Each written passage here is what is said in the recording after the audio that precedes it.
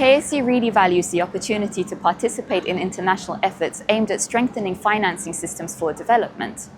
The outcome document for the Seville Commitment is a stepping stone towards finding sustainable solutions for development. Advocating for better investment of areas of greatest impact is our priority, our children. We are currently facing a $4 trillion gap globally, as estimated by the United Nations. We're completely off track in achieving the Sustainable Development Goals, but conferences like these allow us to explore more innovative financing solutions.